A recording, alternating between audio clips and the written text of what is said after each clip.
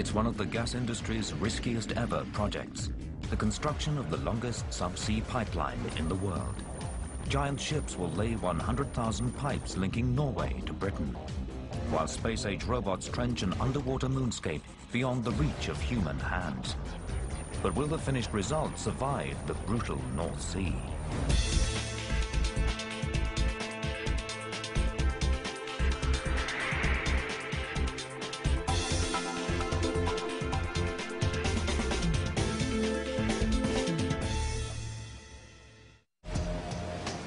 One 120 kilometers off the coast of Norway is one of the North Sea's largest underwater gas fields.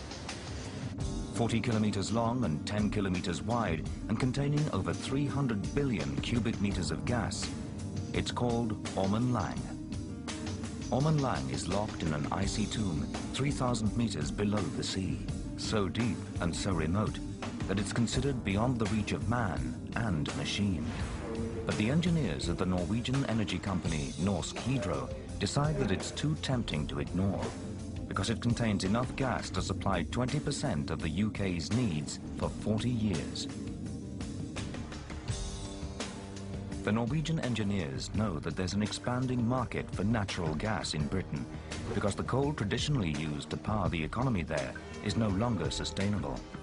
Foreign gas is increasingly being used to power the turbines that create the electricity for homes and factories, and the country needs more of it. So the engineers come up with a plan. It will take 10 years and cost $10 billion US. First, they'll drill the Ormen Lange gas deposit, transport the gas 120 kilometers to one of Norway's largest processing plants at Nyhamna, and then send the processed gas down the Langelet pipeline to the UK. A total distance of 1,200 kilometers. But to build the world's longest subsea pipeline this far and this deep will mean overcoming some major obstacles. They'll need to drill nearly 2,000 meters through the seabed to tap the gas field. To do this, they'll use a rig built right on the sea floor. But the first problem is the Storegga slide. The pipeline that will bring the gas out of the field and deliver it to the plant has to scale this 300-meter underwater cliff face. And the terrain of the sea floor is too rough to lay pipe on, so they'll need to trench it. The gas itself is a dangerous mixture of debris and frozen water, capable of blowing a processing plant apart, so they'll need to adapt the system to handle this gas. The plant is big enough to turn through 70 million cubic meters each day. To handle this massive job, they amass some of the largest industrial ships in the world, each designed to tackle a specific phase of the deep sea construction. Out here in the harsh North Sea, humans are confined to the topside world. But beneath the waves, the brawn work is done by underwater remote-operated vehicles, or ROVs. These machines are so technologically advanced that they're almost the stuff of science fiction.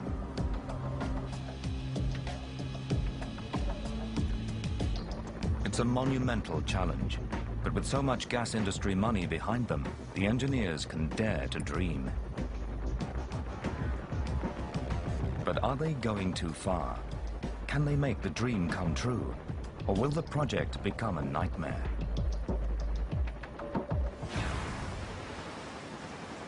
First, they search the world for a gas well platform which will work in these torturous seas. Existing designs all fall short. The weather here is too stormy and the water too deep. So they come up with an ingenious solution. If they can't bring the gas up to a rig, why not take a rig to the gas? Inside this warehouse in Tonsberg on the coast of Norway, the key to solving this engineering challenge is built. In a daring move, the engineers combine the function of a surface platform with a seabed drill guide. Called a template, it's essentially an underwater gas platform that will guide the drills through to the gas field and control the well flow. Conventional gas platforms are surface structures manned by an army of workers. But in this case, the platform will be dropped onto the seabed where it's clear of the wild North Sea weather. A drill ship will then dock to it and from above guide the drills through to the gas field. When the drilling is done and the gas is flowing, the drill ship will depart, leaving the template to control the wells. 4 of these monsters will be mounted onto the seabed, and through them, a total of 24 wells will be able to siphon over 70 million cubic meters a day from the gas field. The template will then direct and control the gas flow to a shore-based plant. The entire unit will be operated by remote control from a manned center 120 kilometers away. Richard Bainan is a subsea engineer. The main thing that you've got, the difficulty that you've got, is it's dark, it's the devil of a job to put it in the first place.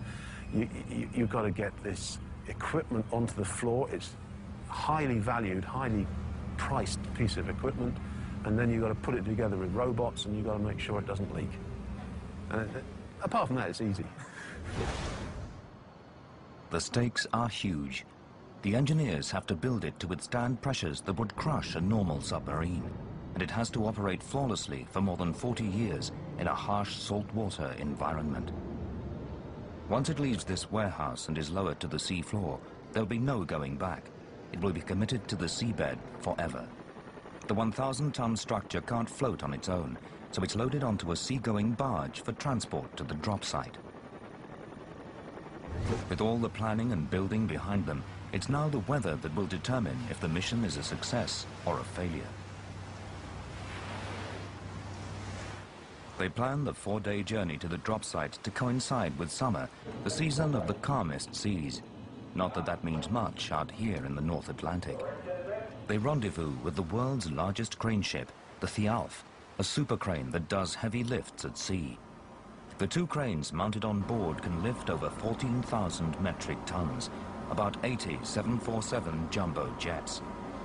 The barge and Thialf wait for a weather window before lift operations can begin. The contract to install the subsea component is worth $21 million US. With so much at stake, they do a practice run back on shore. The crane and ROV operators rehearse the drop in a 3D virtual underwater world to simulate the one they'll be working in. Weather, depth and weight will all be against them. Finally, it's time for the real thing. Lines are connected, and the record-breaking sea drop begins. This is their only chance. If they miss, and the structure settles on the seabed in the wrong place, they'll have to build another one and set the project back by a year. Computer-controlled thrusters hold the crane ship over the drop site. As it drops below the surface, the underwater ROVs go into action and take over as the eyes of the operation, feeding video back to the control room. The engineers scan the rig for problems as the pressure increases. From 1,000 meters below, the ROV sends video back to the crane operator, who then adjusts the orientation. The ball bearing has to be kept as close as possible to the center of the bullseye. He keeps the drop going, even when it's just meters away from the sea floor. There's no stopping it now. The template is down, and so heavy that the legs on the base sink 8 meters into the seabed.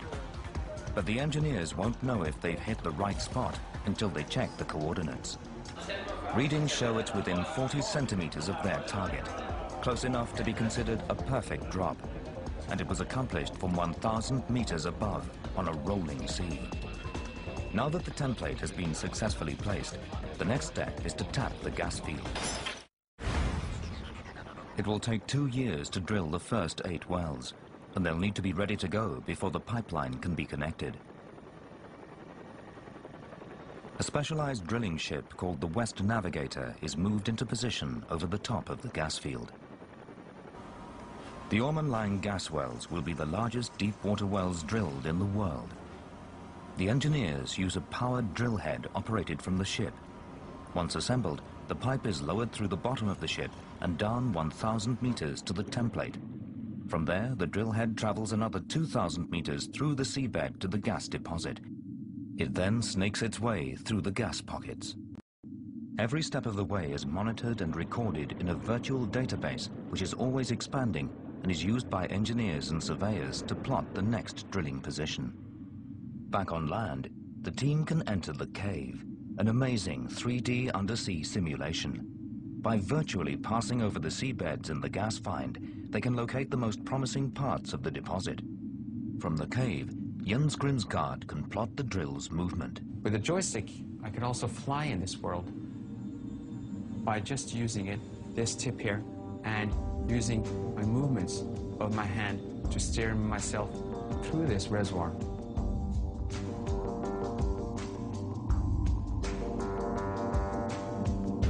During the process, data collected by the drill is sent back in real time to the database.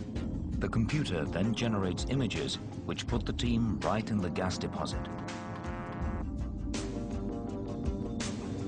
They can pinpoint spots from 10 kilometers away with astonishing accuracy.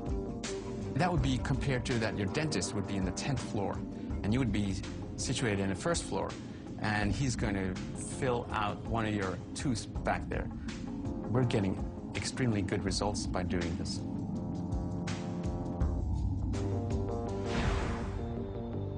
The template gets its power from the land through a 125-kilometer long control cable called an umbilical. This cable carries huge amounts of electricity, enough to power 20,000 homes. Combined in the umbilical cable are tubes carrying hydraulic fluid, fiber optics, and electrical cables. The welds on these tubes have to be as strong as the welds on the pipeline. This is the fuel and control connection to the template. Without it, the template would just be 1,000 tons of useless metal at the bottom of the North Atlantic. Because the cable is so long, it's built in a factory on the dock, and as it's made, it's fed onto a giant spool on the deck of the Scandi Neptune.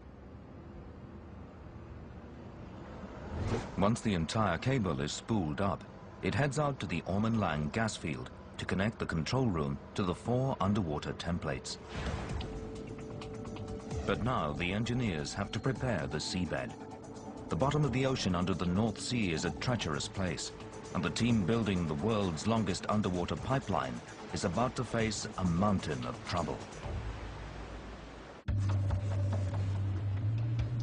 8,000 years ago, 2 pieces of Norway, each about 300 square kilometers, slid into the sea, causing a mega tsunami. The landslide, known in Norwegian as the Storegga, created a huge shelf in the ocean's topography. The Ormen Lange gas field is on the edge of the Storegga, locked inside the huge depression left behind by the slide.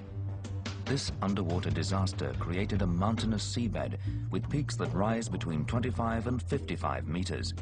The biggest concern for Hydro is how to get the pipeline up the Storegga slide face, a whopping 300 meters. Underwater surveys reveal a rugged and fractured seabed, but any unstable sediment has long ago disappeared. The rock is more than stable enough, and it would take a new ice age to dismantle it again. But the study has made the engineers more aware of the seabed and the pathway they'll need to clear for the pipeline that will connect the underwater gas rig to the land. First, they need to build a 3D model of the sea floor and find the easiest route. To do this, they create a virtual reality program.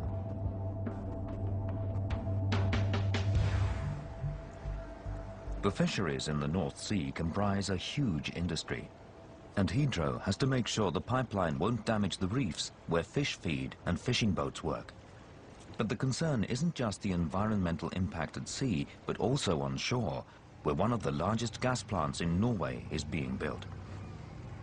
The land connection they've chosen is the small island of Gossen and the tiny community of Nyhamna. The destiny of this quiet community will be forever altered now that it's been designated the landing area and processing plant for the Ormen Lange gas project. What was once a remote corner of Norway will be transformed into a bustling industrial center. Here, raw gas from the Ormenlange gas field will be converted into usable fuel. But to do this, more than 2 million cubic meters of rock must be carved from the island and over 30,000 tons of steel brought in. Almost overnight, this small village becomes the busiest construction site in Norway. Over 2,200 workers are on the job site each day to keep the huge gas plant rising from the rocky coastline. There's a canteen to feed 1,000 people in a sitting. Each night, the workers retire to the hotel, which will provide 1 million guest nights over the course of the project. But once the processing plant is up and running, it will be removed. Three-dimensional models of the plant have already been built, and the engineers can virtually walk through it before and during construction. Every bolt and I-beam of steel is pre-visualized. Because of the volatile gas, the specifications have to be executed perfectly. But the plant is also built for efficiency. Raw gas will travel through the pipes and be converted into usable fuel in a mere 10 minutes, then be ready for delivery to the UK. The gas processing units are delivered to the island by ship, then cranes offload the components onto massive flatbed transport. This remote-controlled monster has 48 independent axles and 96 wheels.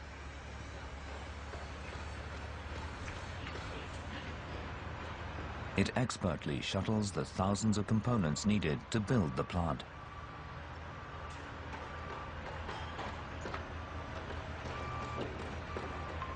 Here on land, the workers have a hands-on relationship with the job site. But offshore, workers have downed wrenches in favor of joysticks. The underwater work is done using ROVs, everything from pipelaying to heavy lifting. So a lot of different ROVs are required, and a lot of people to operate them.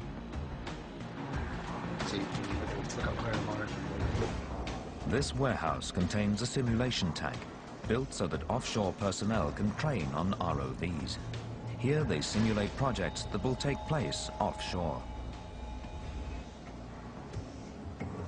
It takes special tactile skills to maneuver a crane arm from 1,000 meters away. Multiple cameras allow the operators to see the action. After the intense training with the ROVs, they're sent offshore, where the stakes are high and there are no second chances.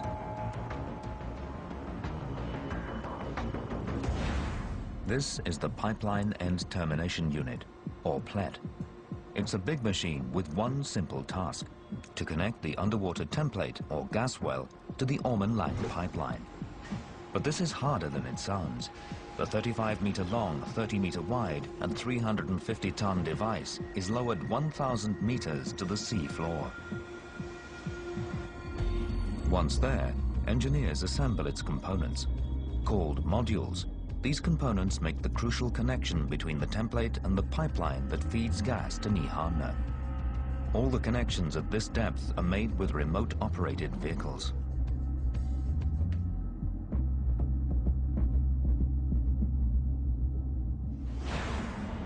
But before any of this work can be done, the systems must be tested.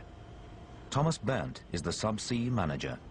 We are testing and testing and testing here, and when we leave this hole, we are 100% sure that this connection will be tight when we come offshore. There won't be any leakage. A leakage offshore at 850 meters with large volumes of gas is a disaster, which we have to avoid.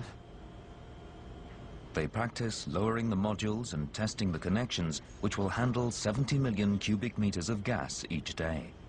They train with an exact replica of the one that's on the seafloor. It's a large investment, but it's money well spent.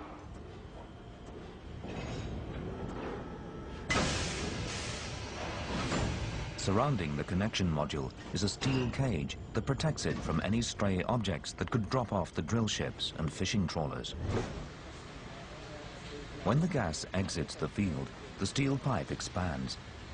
A little bit of expansion isn't a problem, But the engineers expect the Orman Lang pipeline to expand along its entire length by as much as 1 meter, enough to rip it apart. They've solved this problem by using a connector that slides back and forth on rails. This will absorb the pipe's movement and keep the gas flowing. Meanwhile, engineers are tackling the Storegga slide and trying to get the umbilical cord from the template to the control center 120 kilometers away. To do this, they have to find a way through the rough and tumble terrain left in the wake of the slide. The solution is to build an underwater excavator, agile and strong enough to handle the job. It's a daunting prospect. And the answer is a spider.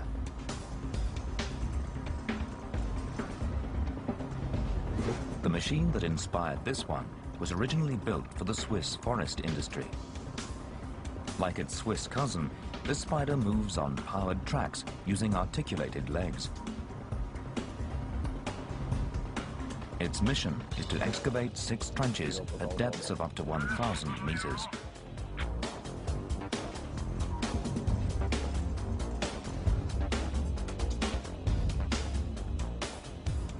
The biggest trench will be 4 meters wide by 4 meters deep.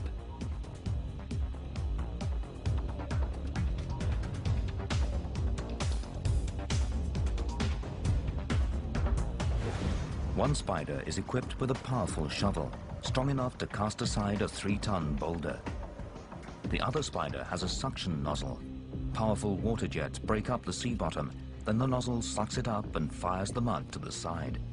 All the while, the spiders will have to contend with slopes of up to 35 degrees. There are sensors on all movable parts connected through an umbilical from a support vessel which floats above and monitors progress. The umbilical carries power and control cables and lets operators manipulate the 6-meter-long spider to within 10 centimeters of accuracy, from 1,000 meters above.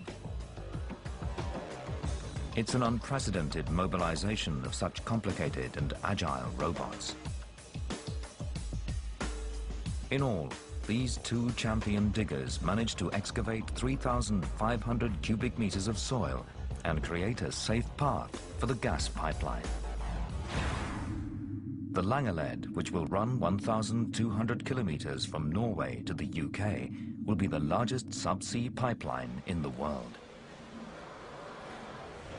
Building it requires 1/3 of the world's combined pipeline production capacity, over 1 million tons of steel. The value of the pipeline contracts is a staggering $700 million. Langeled uses pipes over 1 meter in diameter, and each single piece of pipe has to be able to withstand the enormous pressure on the sea floor for the next 40 years.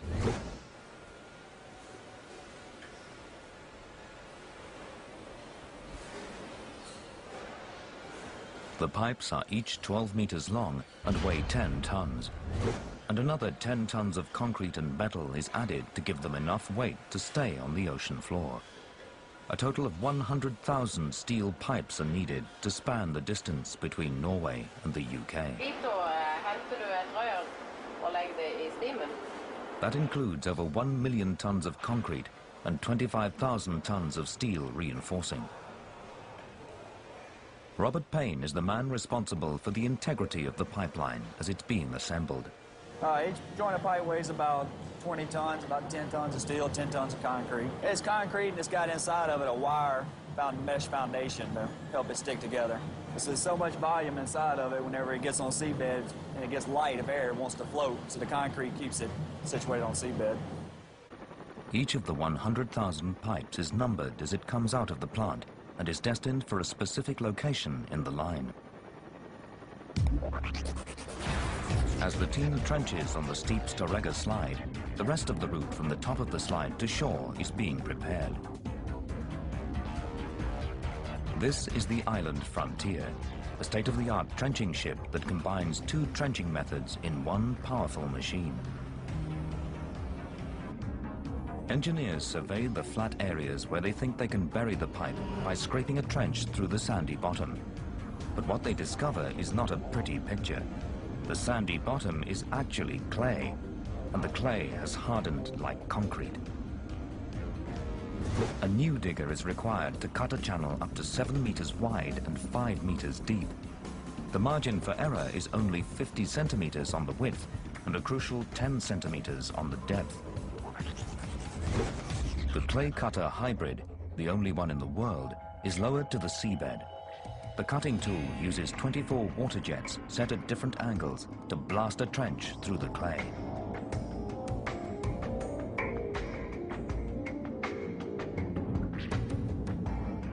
Suspended above is the 4-ton jet prop.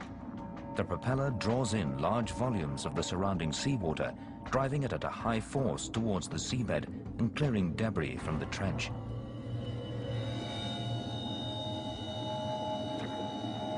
Transponders mounted on the sea floor relay a 3D picture of the operations to the control ship. And following along the entire operation is an ROV that surveys the trench and confirms that it's dug to specifications.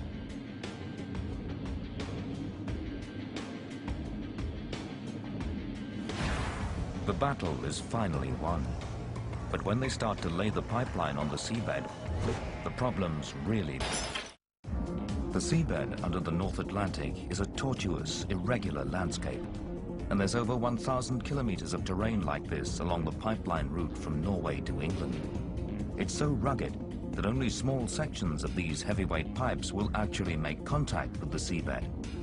This is called free spanning. It's something the engineers don't want, because it means the unsupported sections of pipe could sag and break under their own weight, causing an environmental catastrophe. They have to find some way of flattening out the route. If you're not able to plane the seabed flat by moving the earth out of the way, you may have to fill in some holes with rock or other fill material.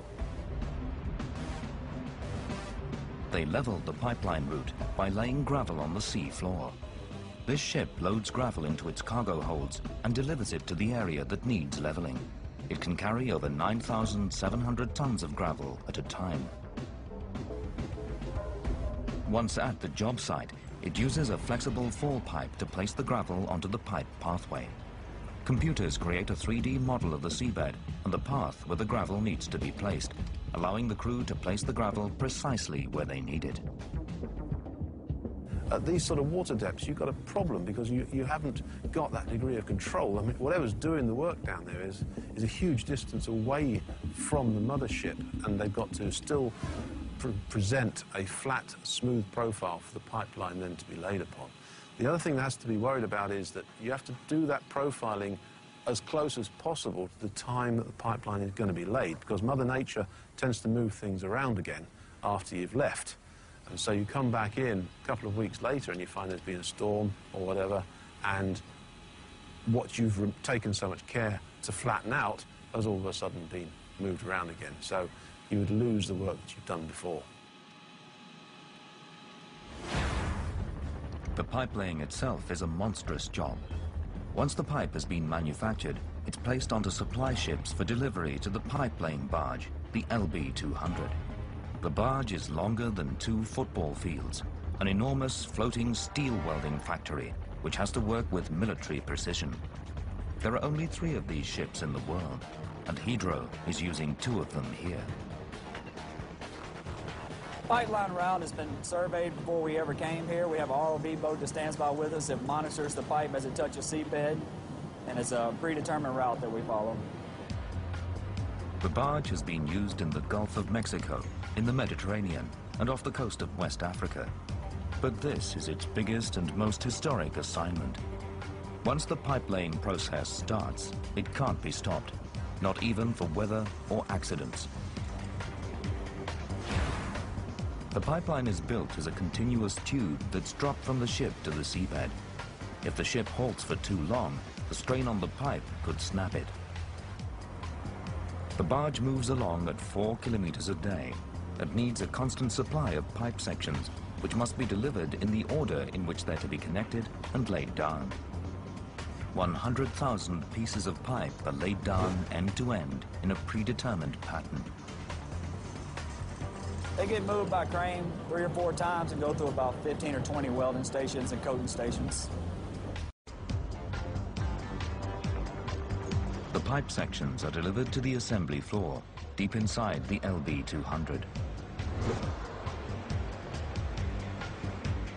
Here, the welders are divided into teams. Their job is to create sections of pipe called double joints, each 24 meters long.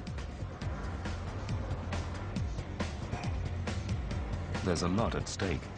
The pipes have to be put together so there's no chance of leakage, and the assembly line has to keep up a steady pace.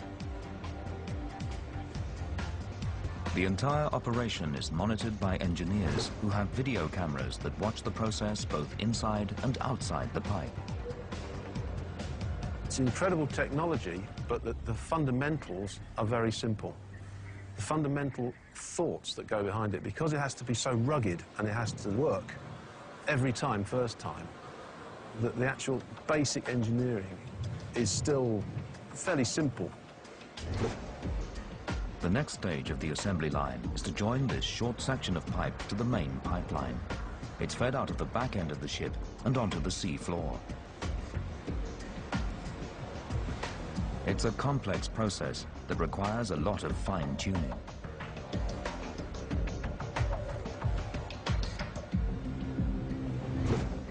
This is no ordinary welding operation. The process involves a special welding machine with 8 heads per station.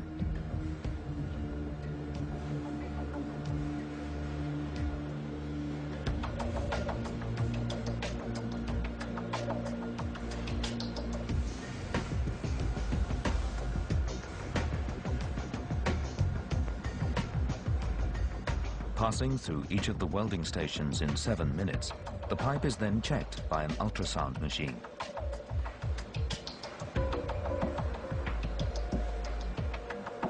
If a flaw is detected, it has to be repaired immediately before moving on to the next station. The process can't be stopped, and the connection has to be perfect, because this is the stage that welds them together forever. The assembly line is manned by industrial workers from over 30 countries. Shifts work around the clock to keep the assembly moving 24 hours a day. Each day, the teams have to assemble 3 to 4 kilometers of pipeline and drop it to the sea floor. After the welding stations have linked the pipe, the final step of the operation is to seal the exposed metal.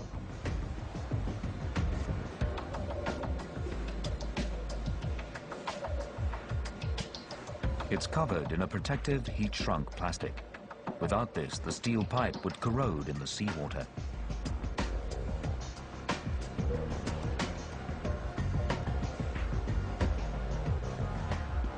Then it's time for the most critical step of the operation, offloading the pipe to the sea floor. The section where the pipes are joined is covered in foam to protect the welded joint during the drop.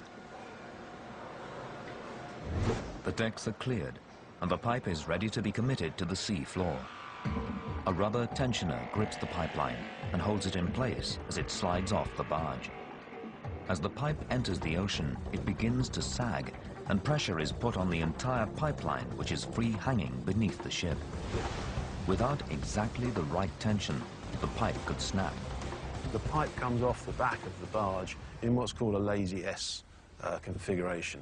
So it comes off the back of the barge and trails down to the seabed some distance behind. That S of unsupported pipe has to be kept from just buckling under its own weight. So to keep it under control, you've got to keep that under a huge tension to stop it from just collapsing under its own weight. As the pipe is lowered, the barge moves forward exactly 24 meters. With this well-oiled operation, the LB200 is able to lay over 100 kilometers of pipeline a month, as long as the pathway is clear. But clearing that pathway is a complicated process. In these particular sections of the pipeline route, a 2-meter deep trench is required. So engineers bring in the massive Saipem plow. This is the PL2. It's being used for trenching in shallower waters.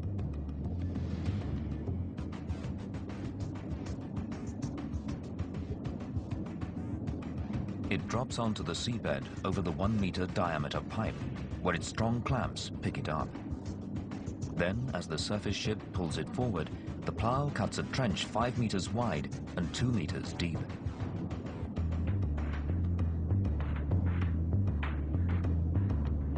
To fill the trench, the BPL-2 follows behind with backfill to cover the pipe with a protective coating of sand.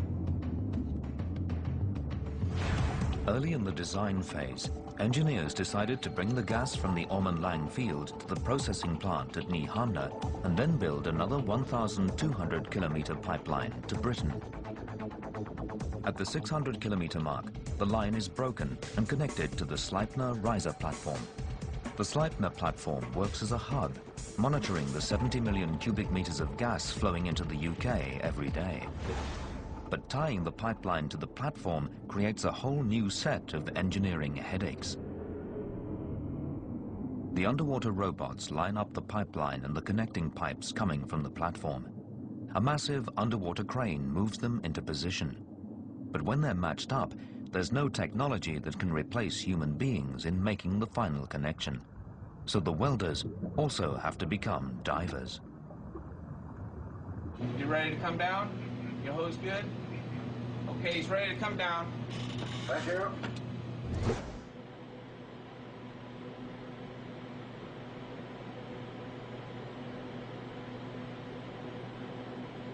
The divers move around the worksite in pressurized modules, welding on the sea floor. Do one lift on it, see if we can rotate it into its proper orientation with you guys. Oh. Hey, you're clear of that, Dearman? New edges have to be cut and beveled at each pipe end before the welding hub is lowered onto the joint to connect the two sections. The welding habitat is dropped to the ocean floor, then maneuvered in place perfectly over the 1-meter diameter pipe. It clamps the pipe and then closes itself off. The habitat is pumped full of air, forcing the water out.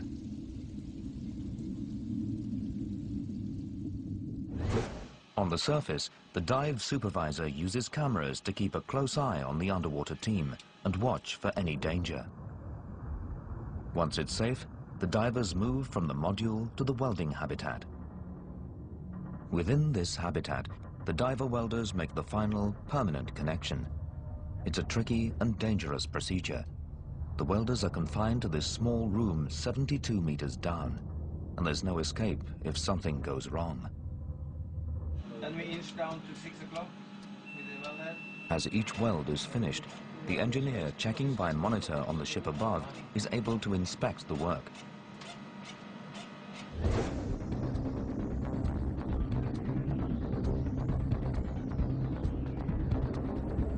This last weld completes the connection from Easington to the Sleipner gas platform, halfway from Norway. This is the first of many underwater welds they'll need to make all the pipe connections and get the gas flowing. 600 kilometers of pipe still have to be completed, but a major goal has been achieved with this connection. A mysterious shipwreck has been found 500 meters off the coast, lying in their path, and there's no way around it. The wreck is directly in the path of the pipeline, and the engineers have no choice but to halt work. They look for alternate routes, but the underwater terrain near the coast prevents the pipeline from going around or under it. So they have to go through it. But before they do that, they decide to study the wreck and recover as many artifacts as they can. The problem is that the shipwreck lies in over 200 meters of water, well beyond the reach of archaeological divers. Marek Jasinski is a professor of marine archaeology.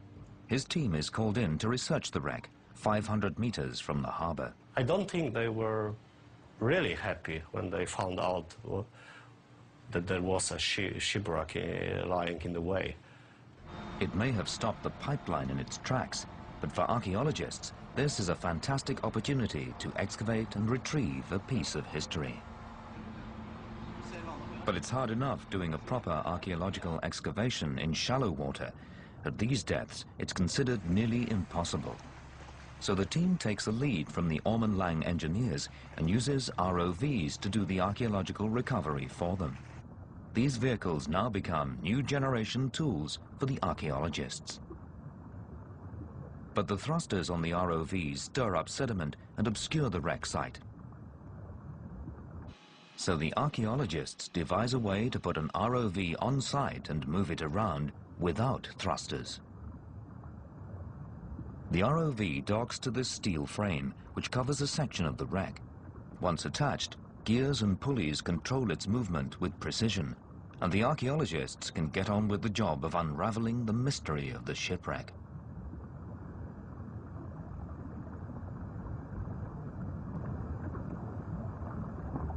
Our theory is that the ship was on its way to northern Russia, to Arkhangelsk, and that this ship was a part of the trade network between West Europe and northern Russia.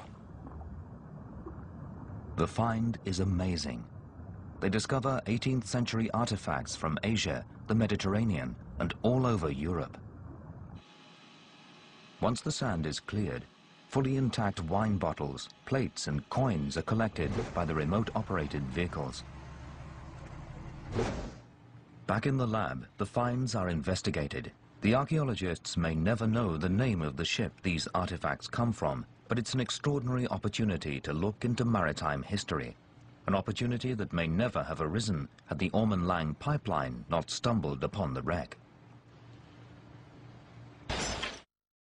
Meanwhile, in Nyhamna, they now have to deal with the raw gas that comes out of the Ormen Lange field. What comes through the pipeline is not pure gas. It contains large chunks of debris called slugs. The slugs move through the pipeline with such force that when they reach the treatment plant on land, they have the potential to explode like liquid bombs. And they will come into the plant with quite high velocity and there's a lot of mass in it. So if those came into the plant directly, it would probably destroy the plant. The solution is to build a slug catcher, a labyrinth of pipes and filters. This 10,000-ton monster will meet the debris and stop it in its tracks before it reaches the Nyhamna plant. Now the engineers have to contend with millions of cubic meters of condensate. Every major gas producer ends up with condensate, a valuable stew of raw materials that can be turned into other types of energy. The problem is storing it and then moving it. The solution here is to use huge underground caverns carved inside the Norwegian mountains. This enormous natural holding tank can be filled with 230,000 cubic meters of condensate. And the engineers don't have to line the rock caverns with anything. Water pressure from the surrounding area forces the toxic sludge to stay confined within the walls. Every 4 days, the caverns are pumped dry, and freighters haul away more than 24,000 cubic meters of condensate. This byproduct is a sort of liquid gold, which can be turned into other types of fuel for the international marketplace. As the Nyhamna gas plant is completed, the final leg of pipe is laid out to the Ormen Lange gas field, 120 kilometers offshore. A special ship is required to work in these dangerous waters close to the Norwegian coastline.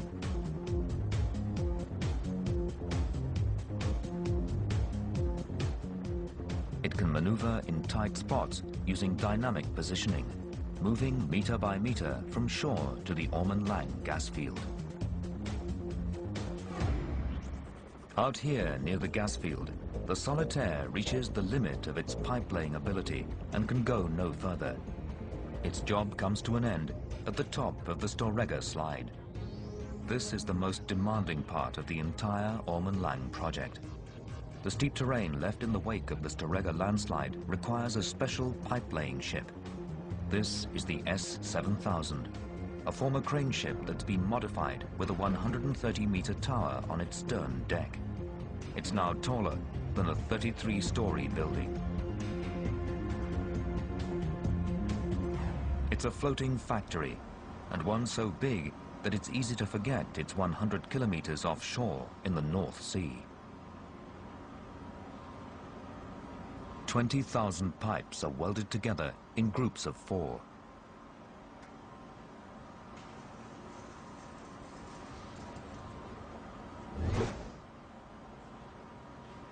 The now 48-meter-long pipe is then lifted up into the 130-meter tower and lowered onto the pipeline.